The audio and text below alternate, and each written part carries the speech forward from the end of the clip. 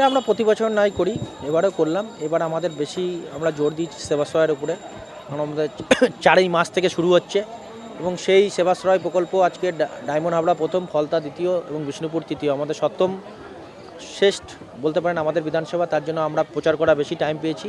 আমরা প্রত্যেক স্তরের মানুষকে বোঝাতে চাইছি যে সেবাশ্রয় ক্যাম্পে কেন যাওয়া উচিত এবং সেই ক্যাম্পে গেলে কী কী সুবিধা পাবে, এবং সাংসদের যে মানে এরকম এক প্রচেষ্টা, সেই প্রচেষ্টাটাকে মানুষের কাছে তুলে ধরা, সেটাই আমাদের মেন অবকাশ। দেখা গেল আজকে বিধায়ক এসেছিলেন, আপনার প্রশংসা। হ্যাঁ হ্যাঁ, অবশ্যই। এটা তো আমাদের বিধায়ক, সবাই বিধায়ক, সিআইসি মেম্বার, কাউন্সিলররা, দলের প্রেসিডেন্ট সবাই এসেছিলেন। কতজন মানুষকে দেওয়া? আমরা 3000 লোককে মানুষকে দেওয়ার একটা চিন্তাভাবনা রেখেছি এবং 3000 মানুষকে দিচ্ছিও আমরা।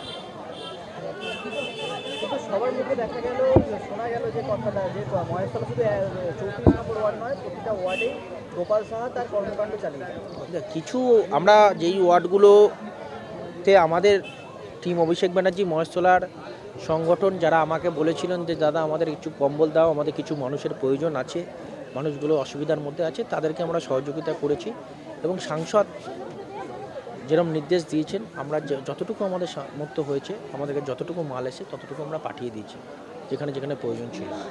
কতগুলি ওয়ার্ডকে দেওয়া? অনেকগুলি ওয়ার্ডে দেওয়া হয়েছে, কাউকে 50টা দেওয়া হয়েছে, কাউকে 100টা দেওয়া হয়েছে, কাউকে 400টা দেওয়া হয়েছে।